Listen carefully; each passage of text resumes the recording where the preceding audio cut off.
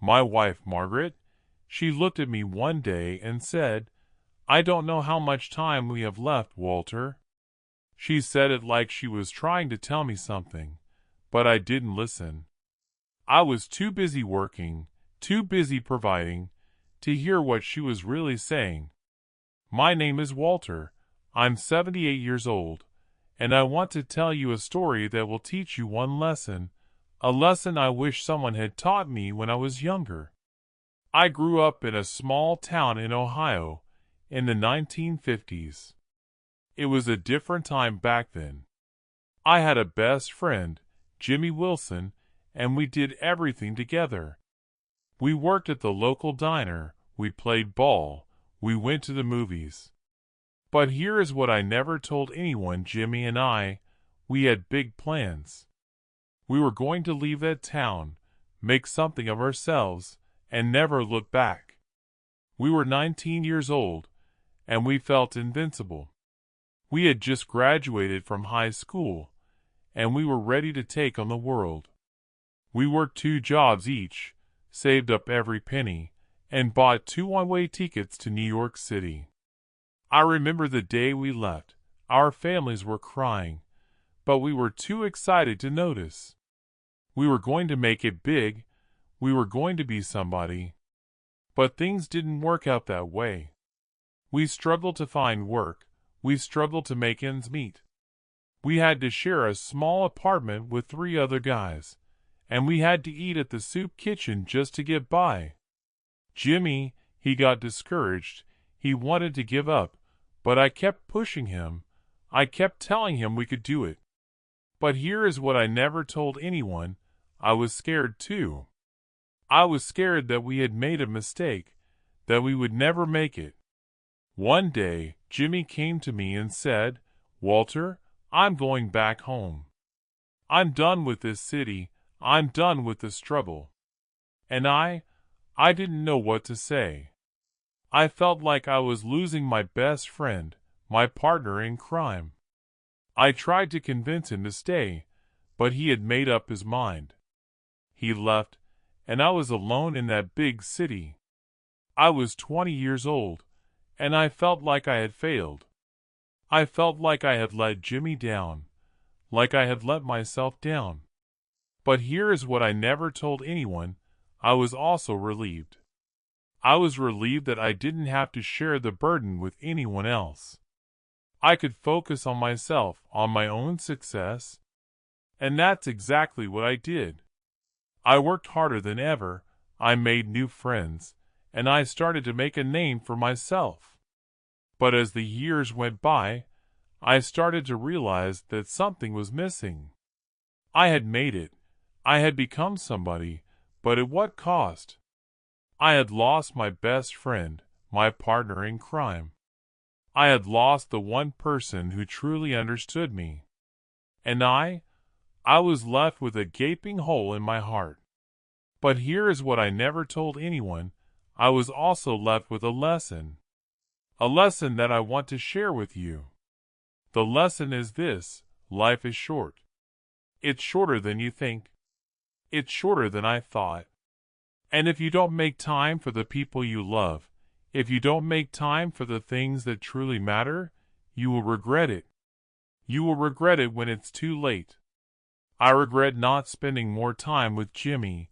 I regret not appreciating the time we had together. I regret not listening to my wife when she told me she didn't know how much time we had left. But here is what I never told anyone. My wife, Margaret, she passed away a few years ago.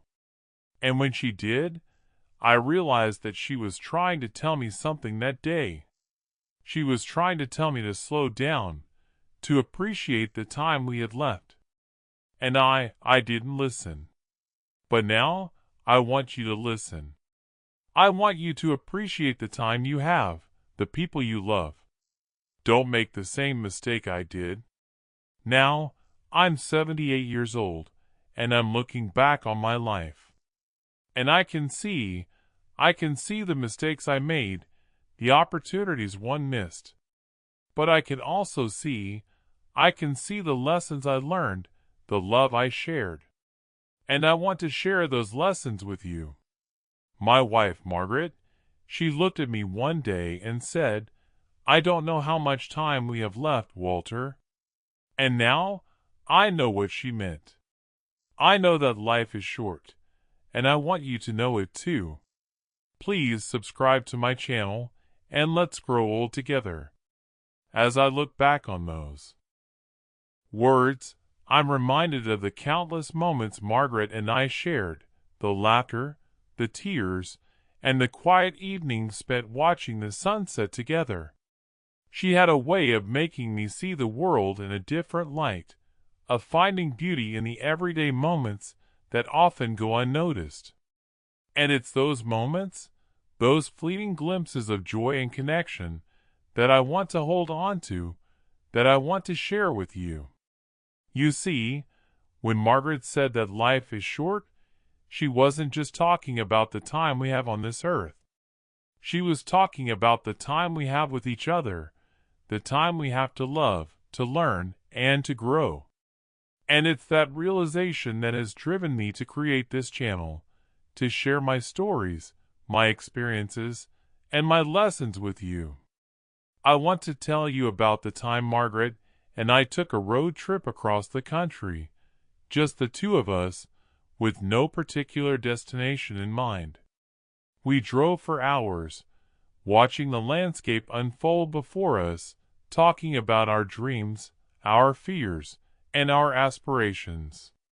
We laughed, we cried, and we sang along to our favorite songs. And in that moment, time stood still. It was just us, the open road, and the endless possibilities that lay before us. As we grew older together, I began to realize that life is not just about the big moments, the milestones, and the achievements.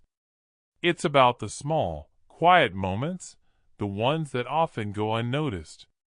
It's about the way Margaret used to make me coffee in the morning, the way she'd leave notes for me on the kitchen counter, and the way she'd always know how to make me feel better when I was down.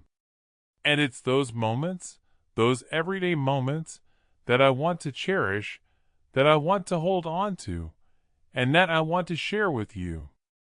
Because when we focus on the present, when we focus on the people and the moments that truly matter, that's when we truly come alive. That's when we find meaning, purpose, and fulfillment. So, as we continue on this journey together, I want to invite you to join me in embracing the beauty of the everyday. Let's slow down, let's breathe deeply, and let's cherish the moments that make life worth living.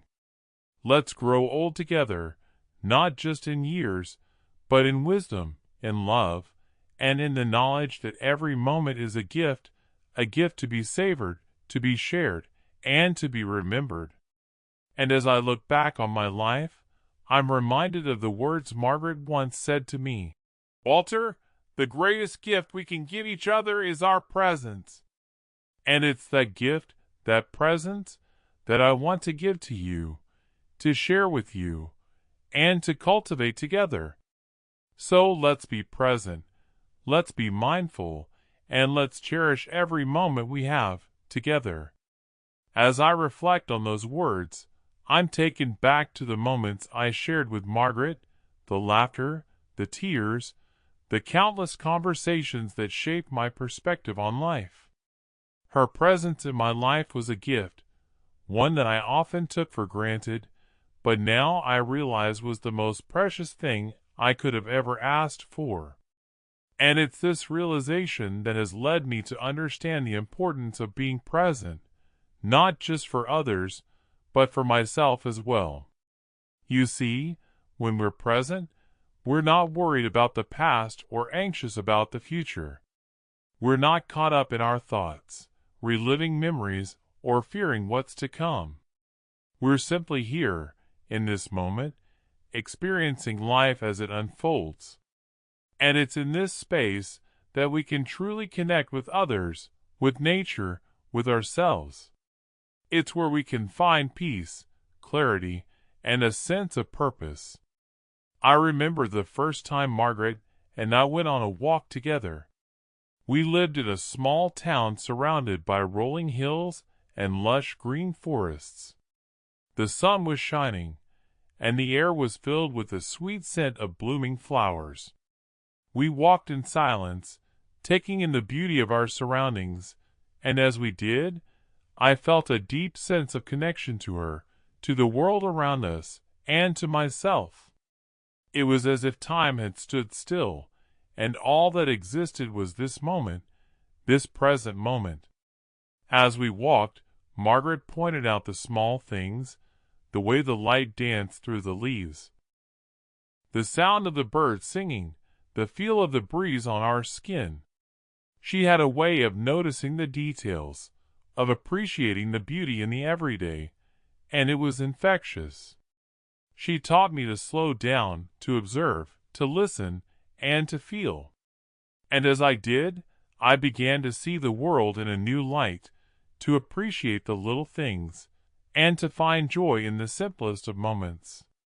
But it wasn't just the big moments, the walks, the conversations, that I cherish.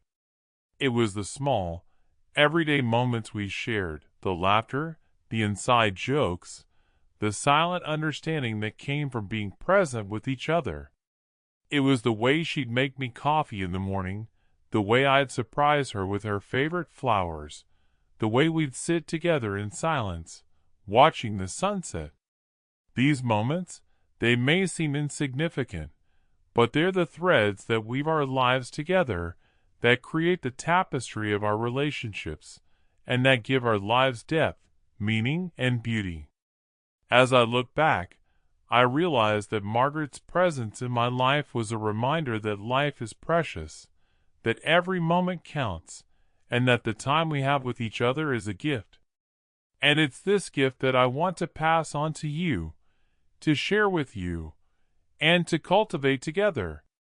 So let's make a promise to each other, to be present, to be mindful, and to cherish every moment we have together. Let's create a space where we can connect, where we can grow, and where we can find peace, clarity, and purpose. A space where we can simply be together,